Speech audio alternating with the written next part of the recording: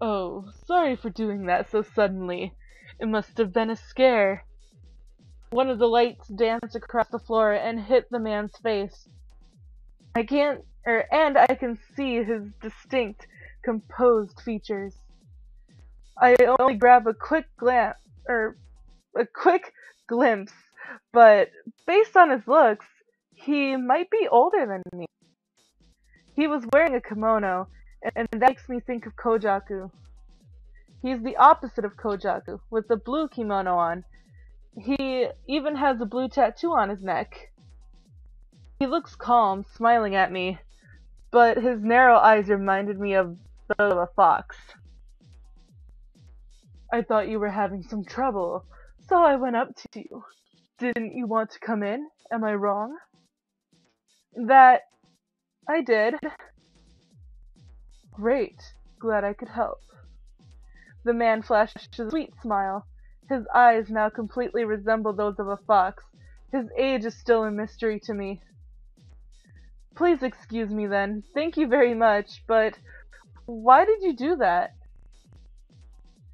Do what? Letting me in. We've never met before, have we? No, we're complete strangers. Then, why? No need to ask. It was just on a whim. Isn't talking about letting a person who shouldn't be here a bad idea? That's right.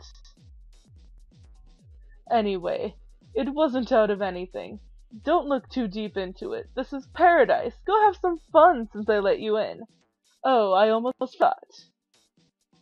The man reaches into his pocket and pulls out a card. You can come here whenever if you have this. Keep it with you. Huh? But... No buts. Always accept a person's gifts. Okay. I wanted to refuse it, but the man pushed it on me, and I ended up taking it. Well, I must be going now. Until then... He waves his hand, politely, and disappears into the crowd. What in the world was that? Wasn't it just a kind passerby? He was really shady, you know, and his card. What do I do with this? You should keep it. Either that, or you can chase after him. Well, that'd be pretty rude. He is the reason why I got in here in the first place. I inspect the card he gave me and put it in my coat pocket. The mystery man threw me off, but I need to search for Koujaku now. I make my way through the people who sway in the beat, or to the beat, like seaweed, and look around the dance floor. It's dark, except for the flashing lights, so it's hard to make out any faces. Even so, this rhythm! The unsteady tempo and electric music pounds into my head, and I start to feel dizzy. I feel a weird sense of floating, and the sound pressure pierces my brain. It all feels sickening. Ugh. Goosebumps pop up on my skin, and I can feel the nausea build up in my throat. I cover my mouth with a hand. This is bad. Am I drunk? How can people stand this combination of flashing lights and blaring music and not get dizzy? I look around and see that everyone is blasted drunk or swinging around. They dance half naked, and it looks like some of them are having sex in a corner. Could this be some drug club? I've heard rumors about drugs exploding in popularity when I was in the old resident district. I never was interested in it, but someone said that they either some sort of dreamlike or enter some sort of dreamlike state when they get high. This bizarre music and lighting, they're both so intense. The floor is covered in violet smoke, and soon it's hard to tell which is the floor and which is the ceiling. Aoba, are you okay? I think I'm in trouble. You should go back and rest. My vision goes blurry, and I can't stand myself up. I think of leaving the floor and start walking, but soon it feels like I'm walking on tofu rather than on hard floor. Somehow I keep myself going. At least I tried to, and my vision went dark. Huh?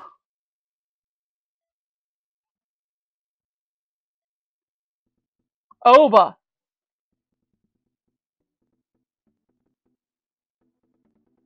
Whoa, this is trippy. Huh?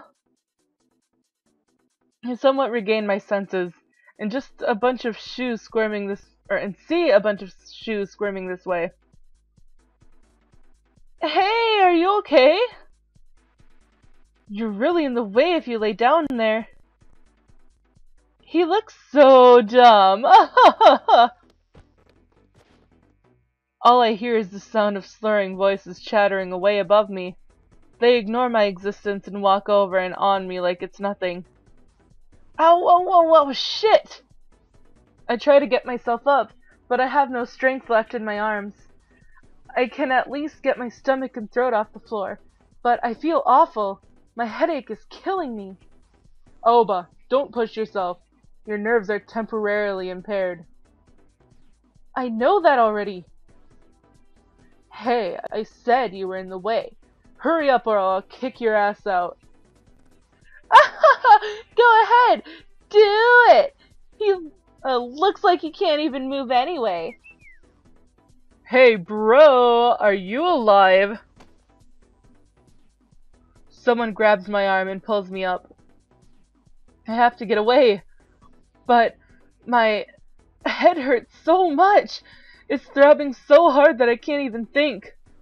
Aoba! Oh shit. Destroy. And we are being pushed over our fucking limit, and we're gonna kill bitches. If you do... Uh-oh. Ugh. Aoba? The pain is still lingering, and I hear a voice I know all too well.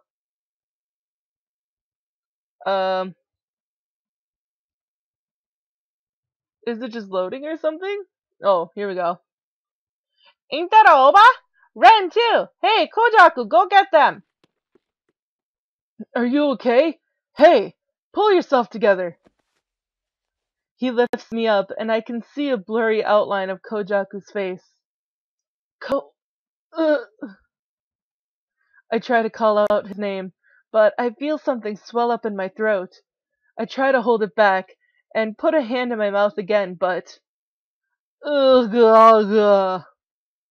Hey! He just threw up. Oh shit. I've really done it now. Not only did I throw up all my food, but my dignity as well. I hear screams and angry yells. I feel so embarrassed I could die. But don't die. I wipe my mouth and look up. It looks like I stained Koujaku's kimono pretty bad as well. Sorry, Koujaku, your kimono. Idiot, don't talk.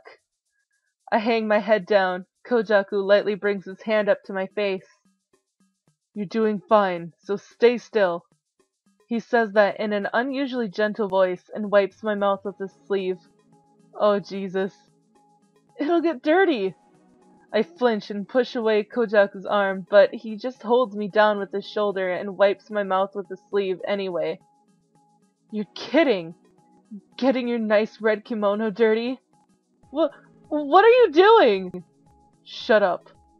Well, so shut your mouth. Can you stand? Let's rely on him. Sure. Why not? He's a cutie. Koujaku helps me up by my arms. But I can't stay up. I'm losing myself again. Guess it's impossible. Sorry. It's fine. Stay like this. He says that, turns his back to me, and crouches down. Come here. Eh? Hurry up. What are... Piggyback. Huh? Come on already. What are you... This is a joke, right? It's not. How are we going to get home if you can't walk? We'll be bothering the club. Get on. He has a point. I swallow my next words. In a corner, an employee starts to sweep. All of the earlier dancing guests look at us with sour faces. I somewhat get myself up and unwillingly climb onto Koujaku. I quietly move my body weight to his back. I'm too old for something like this, but I can't just let myself cause any more trouble. I'm gonna stand up now. Koujaku holds up my thighs and carefully stands up. I cling to his neck, feeling weights. I haven't had a piggyback ride since I was a kid, so I just feel a tinge of fear. Well, please excuse us for this. I'm sorry. Well, we were drugged, so it's not really your fault. Koujaku bows his head to the janitors, and we move far away from the floor so we don't cause any more trouble. The lights, the music, the perfume, the stench of sweat, all of them were mixed together in that room. When we reach outside, the air feels so refreshing. Koujaku silently keeps walking, readjusting his hold on me from time to time. At first, I was embarrassed to see people watch me be carried, but I quickly gave in to it. The heat of Koujaku's back felt nice. Some of the sickness faded away. Koujaku. Oh goodness. I'm sorry for ruining your kimono.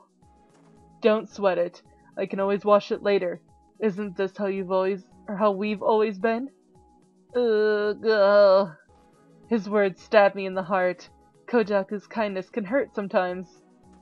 For now, just be quiet. You never know when you might start feeling sick again.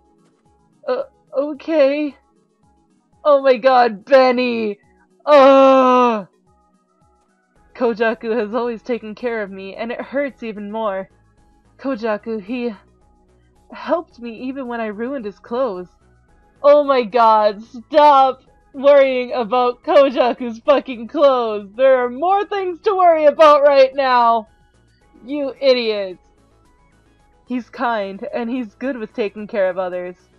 I guess this is why girls fawn over him so much. A different thought pops into my head, and I go back to my suspicions about Koujaku. Oh, and I just realized Ren is in his kimono. Ugh! I might have been too sensitive over it, but he's doing something in secret for sure. Being the awful person that I am, I ignore his kindness and my honest satisfaction. Koujaku. Never mind.